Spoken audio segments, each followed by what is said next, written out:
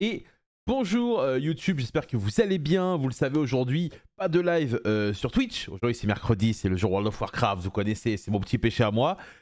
Mais par contre, il y a bien deux vidéos YouTube qui vont sortir avec le premier match de cette ronde 4 du WCQ Ultra Jeu qui s'est déroulé ce week-end avec 358 joueurs, qui va opposer du coup Ryzil à Fire King. Fire King qui avait gagné le dernier YCS. Et ce soir, normalement, je sais plus c'est quoi, mais ce soir vous aurez la round 5 vers 17-18h. J'espère en tout cas que ce genre de contenu vous plaît. J'ai vu pas mal de bons retours. Alors ça fait un peu moins de vues, c'est vrai, parce que ça s'adresse peut-être un peu moins aux joueurs un peu casual. Mais l'idée c'est que, comme je disais avant la balise, j'ai envie de mettre à disposition à tout le monde les matchs, parce que je pense que c'est des données et des data qui sont assez importantes. Comme d'habitude, si le contenu vous plaît, n'hésitez pas à vous abonner. Et je vous rappelle que ce week-end, on va commenter l'YCS de Houston ainsi que l'Italian Open. Donc ça veut dire qu'à partir de samedi vers 15h, on sera quasiment tout le week-end en live, puisque ça devrait se terminer vers 4h du matin. Et le lendemain, on enchaîne à 9h avec l'Italian Open, into jusqu'à 2h du matin avec Houston qui va reprendre avec le décalage horaire aux États-Unis. Il y a de grandes chances qu'on ait la banlist à ce moment-là. Donc clairement, je compte sur vous pour être présent comme d'habitude. On est parti avec ce match du coup. Donc Lucas de la team BCP évidemment en bas contre Robin de la team Trading Card XXX, qui est la boutique évidemment de ce bon vieux Alain Lee, pour ceux qui ont connu. Donc on va commencer directement avec un Hext en envoyant le duo en spé. Le but de commencer avec ça, c'est d'aller chercher Sword, Spé Sword, d'aller chercher Ice. Donc partir sur un duo avant de faire sa norme. Il y a deux options possibles. Ici, il peut faire un Starlish d'abord, ou alors faire un duo drive. On va voir évidemment ce qu'il choisit. Le fait de faire Starlish Photon est intéressant. Pourquoi? Parce que ça permet d'empêcher de cibler le duo drive. Mais en général, quand vous faites ça, vous prenez H. Donc bon, on va normal directement. Ice ici qu'on est allé chercher. On va invoquer un Sword. Donc là, l'idée, c'est qu'on va avoir plusieurs options. On va directement activer le terrain qu'on a hard draw. C'est assez classique évidemment en Fire King, en Ryzil. Pourquoi? Parce que bah on en joue deux, quoi. Notamment si on joue Pot de Désir. Ici Robin qui décide d'agir avant que le terrain Ryzil puisse annuler ses effets de monstre avec un X6. Donc il décide de déclencher Kirin pour détruire un monstre de sa main. Il va détruire le Ponyx.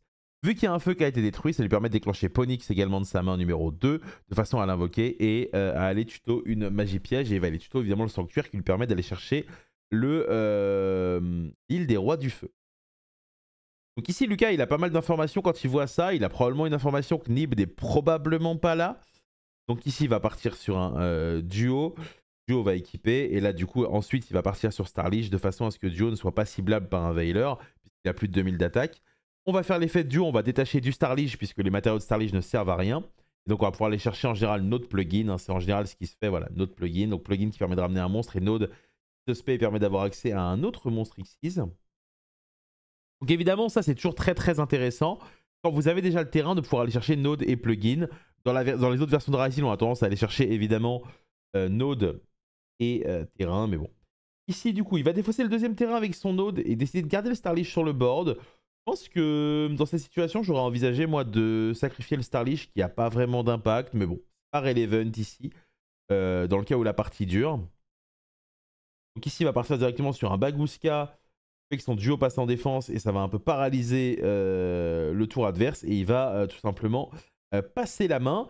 Ici, Robin qui va tout simplement piocher, il va avoir en stand-by l'effet de son Ponyx qu'il a détruit pour pouvoir le récupérer. Cependant, les monstres, quand ils vont être invoqués, ils vont passer directement en défense et voir leur effet annulé, puisque les effets de tous les monstres en position de défense grâce au numéro 41 Bagouska sont annulés. Cependant, Fire King est un deck qui a des options supplémentaires puisqu'il dispose de liens. Il a beaucoup de liens. Donc il va commencer son tour directement par Skyburn. Donc Skyburn, c'est une magie qui dit qu'on peut détruire un nombre de monstres Fire King de notre terrain et les envoyer au cimetière pour détruire le même nombre de cartes chez l'adversaire. Donc on va décider de détruire directement le terrain. Effet de Kirin qui a été détruit par le Skyburn qui va se déclencher. Donc on peut tout simplement invoquer un monstre depuis notre main ou cimetière et détruire un. Et du coup, on va directement chaîner plugin ici du côté de Lucas pour invoquer un Hext. On va faire le second effet de plugin qui permet d'attacher. Ça va lui permettre d'attacher la Trap Hall. Donc la Trap Hall, en gros, elle est intéressante parce qu'elle vous permet de jouer Rafflesia, mais en plus de ça, bah, ça va être une pseudo-interrupt pendant le tour adverse. Donc du coup, Kirin directement qui a invoqué le Ponyx. On va décider de détruire le Hex ici du côté de Robin. Sa main est vraiment pas très bonne. Il va ensuite partir sur un pot d'extra. Donc pot d'extra, vous connaissez, on bannit 3 à 6 cartes de l'extra deck, pas se cacher. Donc évidemment, on mélange comme ça, l'adversaire peut simplement justifier l'aléatoire. Derrière, on va piocher 2. C'est une des grosses forces de Fire King avec le fait de pouvoir jouer Domino Simple, ce qui est une carte piège qui est vraiment excellente. Et donc, du coup, avec 2 cartes en plus, peut-être qu'ici, on va avoir des options côté Robin, parce que l'idée, comme je disais, c'est que Bagooska peut nous gêner, mais pas trop dans le sens où on va avoir accès aux liens. Donc, du coup, ici, on va invoquer un renoncer Anima, et on va invoquer normalement un Ponyx qui va nous permettre d'avoir accès à une lien 3. Et donc, j'imagine qu'il va invoquer ici Promethean Princess. Ici, Lucas qui lit Promethean Princess. Après tout, ça vient de sortir. Bon, je me permets parce que c'est quelqu'un que je connais, évidemment. Promethean qui va aller taper Starlige. Le problème ici, c'est qu'on va avoir Duo qui va pouvoir directement, comment dire, réduire l'attaque de la princesse parce qu'elle a trop de matériel. Donc du coup, le Starlige n'est pas géré. Là, du coup, malheureusement pour Romain, c'est, on va dire, une petite erreur qui ici lui fait perdre sa battle phase. Donc il va devoir jouer en main phase 2 en sachant que Lucas a encore du follow-up derrière. Ici, ce qui est intéressant, c'est qu'on voit que vu que le terrain a été détruit, Lucas n'a pas de deuxième terrain puisqu'il a choisi de le défausser plutôt que de garder le Starlige.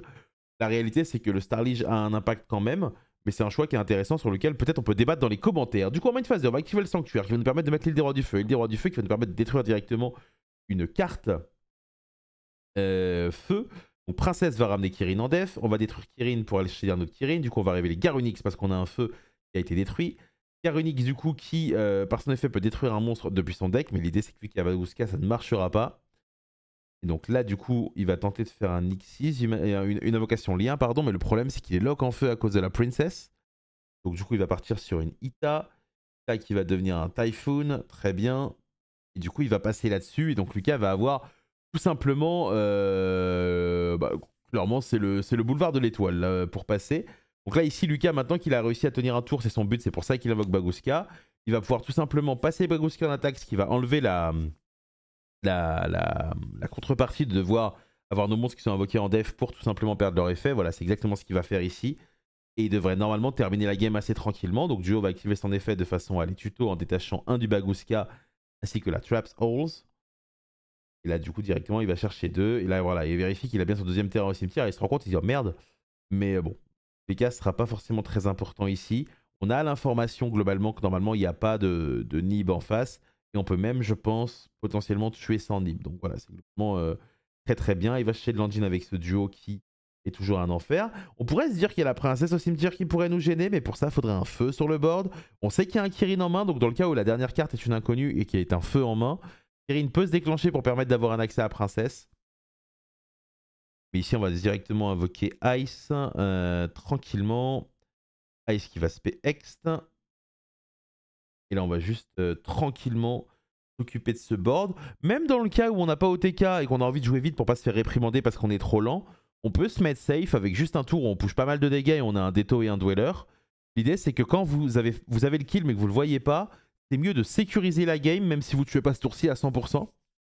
C'est un petit conseil que je me permets de vous donner parce que c'est vrai que ça peut arriver. Je pense que ça vous est déjà arrivé aussi de réfléchir des fois et de ne pas voir comment tuer. Et donc vous perdez vos moyens. Si vous n'êtes pas capable de tuer, juste loquer la game. Même si l'adversaire a un tour de plus, à partir du moment où vous avez gagné, c'est pas forcément grave. Ça sera grave que dans des cas où la partie va durer. C'est pas quelque chose qui est trop relevant ici. Et donc voilà. Même si ici, je pense que Lucas va tranquillement tuer. Là, je crois qu'avec les matériaux, il a largement la place. Hein. Là, il va directement Tronus le Typhoon. En invoquant son propre Typhoon, ce qui va bannir les deux. Et du coup, ça va permettre de tranquillement terminer la game. Grâce notamment aux 300 de duo. C'est marrant, hein, à l'époque on jouait giga brillant pour booster notre board. Comme ça, maintenant les matériaux de duo drive, voilà, ils suffisent. Tous ceux qui ont déjà joué giga brillant pour avoir un BLS dans leur deck, dans le chat, mettez un petit commentaire là. Parce que là, ça c'est les vrais fils, ça. Donc du coup, 1-0 pour Lucas. Bon, la main de Robin n'était pas forcément très très bonne. Il a go second, donc pas de regret à avoir. Évidemment, il y a cette petite erreur avec la princesse qui attaque. Mais ça, c'est quelque chose qui arrive. Et évidemment, Robin qui va commencer la manche numéro 2. Et qui va commencer directement avec un pot. C'est globalement la meilleure open qu'on peut avoir avec le deck. Le seul truc un peu triste qui pourrait nous arriver, c'est de perdre nos 3 princesses. Puisque le deck, vu qu'il joue pas d'extra, joue en général 3 princesses. Et donc là, globalement, ce qu'on veut, c'est un accès à Ponyx, que ce soit via le terrain ou quoi, parce que Ponyx, c'est la carte autour duquel tourne quand même pas mal le deck. Ulcanix, c'est un très bon starter aussi. Et du coup, il décide de commencer avec Kirin. Kirin n'est pas un très bon starter. Il décide de détruire le Garunix au G. Vu qu'il a un monstre qui est détruit, il va invoquer Garunix. Ici, du coup, son but avec ce Garunix, c'est probablement de détruire un Ponyx. De façon tout simplement à avoir accès à cette carte qui vous permet de tout récupérer. Et du coup, que va faire Lucas? Il a l'air d'avoir un petit temps de réflexion. Ici, peut-être qu'il a une interrupt. Il va faire un Veiler. Alors, c'est intéressant. Ici, si Garunix détruit globalement Arvata, ça ramène le Garunix OG qui permet de faire une Xyz. S'il détruit Ponyx, ça donne un accès à Ponyx. Donc je comprends le Veiler. Le fait de faire Veiler ici, par contre, nous ouvre à potentiellement TTT dans ce setup. Donc moi, j'avoue que je suis pas très fan. Et l'idée, c'est que je me trompe pas, je crois que Kirin est un 8 aussi. Donc il y a accès à une Xyz ici. Typiquement, il joue Vampire Zombie, je crois, son nom c'est. Donc je sais pas trop quoi penser de ce Veiler. Peut-être qu'effectivement, les conséquences des plays autres que TTT ne sont pas graves du tout. Et c'est vrai que moi, c'est compliqué de juger aussi parce que j'ai pas la main de Lucas. Mais du coup, je sais pas trop quoi penser de ce Veiler. Dans tous les cas, ici, ça va pas se turn du côté de Robin. Et donc, le Garunix OG va revenir pendant la stand-by de Lucas. Et vu que Kirin a été détruit, Kirin va pouvoir faire son effet. La question, c'est est-ce qu'il a envie de le faire? Et non, il va déclencher un autre Garunix du coup depuis sa main.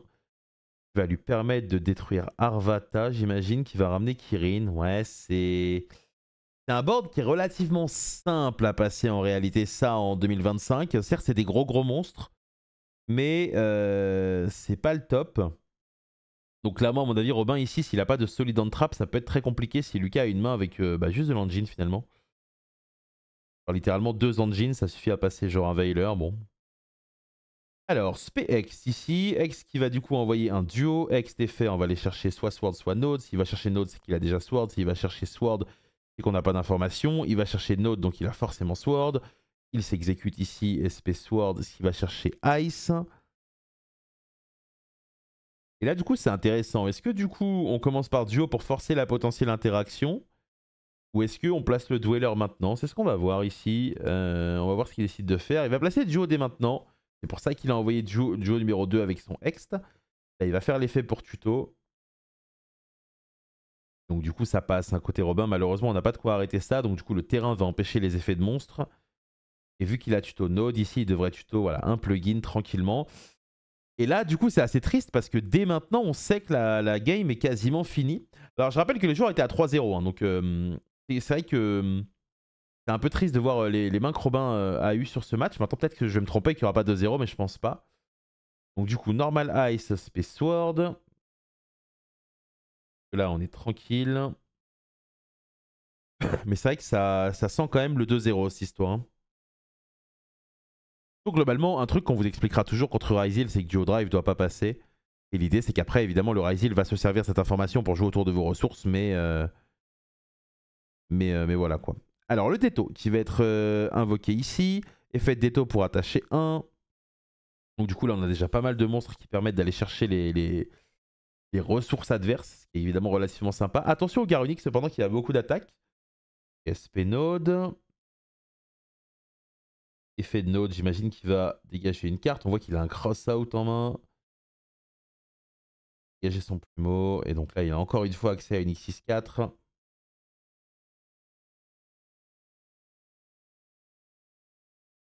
Il va évidemment faire le Dweller qui est évidemment très très fort et qui va lui permettre d'être plutôt bien pour le deck adverse. Donc il y a un nib qui va être récupéré ici. On a le terrain. Maintenant la question c'est comment on va gérer nos interactions ici. Donc on va chaîner des taux sur le Garunix. On va chaîner Dweller. Et du coup résolution du nib. On va tout simplement utiliser notre terrain qui s'active. Enfin qui s'active. Se fait en résolution d'une chaîne. Donc là, on va tranquillement aller taper les ressources adverses et donc laisser l'adversaire à la fois sans board et il doit gérer un dweller pendant le tour adverse et il y a un terrain et c'est là que vous voyez que l'adaptation que va avoir Ryzeal grâce à son extra deck contre tous les decks du format est vraiment extrêmement bonne. On va quand même faire une bonfire en main phase 2 pour dig le deck de 1. Dig ça veut dire creuser, ça veut dire que ça augmente nos chances de piocher une autre carte au tour d'après. Et donc derrière, on va tout simplement aller piocher un. Donc ce sera même pas au tour d'après, ce sera maintenant. Donc l'idée de faire cette bonfire ici, c'est de réduire notre deck de 1 pour potentiellement sécuriser encore plus la victoire en augmentant nos chances de piocher H, Veiler, Callby, whatever. Genre une carte qui est relativement défensive. Et là, regardez, il a récupéré une carte encore à 7 ici, Lucas. Donc Niveau exécution, c'est très très propre. Du coup, Robin qui pioche ici, ça va être très compliqué de remonter ça avec 3 cartes en main. On sait que dans les 3 cartes en main, il y a un nib en plus de cela. Et il va commencer avec un pot. Et clairement, ce pot, si on a une hache, il faut faire instantanément cette hache. Pourquoi? Parce que on veut pas qu'il y ait des ressources supplémentaires pour potentiellement résoudre ce puzzle du côté de Robin. Ça va passer. Donc on a l'information qu'il n'y a pas de hache, sinon elle aurait été faite évidemment directement. Robin qui passe à 4 cartes en main, mais qui a toujours un nib morte. Et là, il monte sa main. Il y a 2 Nibiru, un Kirin. Et je vois pas la dernière carte. Et donc, c'est une imperme, je crois. Et malheureusement, ici, il va s'incliner. Et du coup, on voit encore une fois que Ryzeal est un deck extrêmement solide dans cette ronde 4, évidemment. Et ça, c'est quelque chose qui est très sympa. On voit ma sale gueule, évidemment. Hop! Et donc, voilà pour cette ronde 4. Comme d'habitude, j'espère que le fait d'ajouter des commentaires vous va. Ce soir, vous aurez la ronde 5. Demain, ronde 6, ronde 7. Après-demain, ronde 7, ronde 8. Ensuite, on attendra le top. En espérant évidemment qu'on ait une banlist dès qu'on aura fini, évidemment le tournoi. Merci à vous d'avoir regardé. Comme d'habitude, n'hésitez pas à vous abonner. Ça, vous mettez un petit message, c'est 2 secondes, ça coûte absolument rien, ça donne énormément de force, ça me motive à continuer. Des bisous, prenez soin de vous. Au revoir.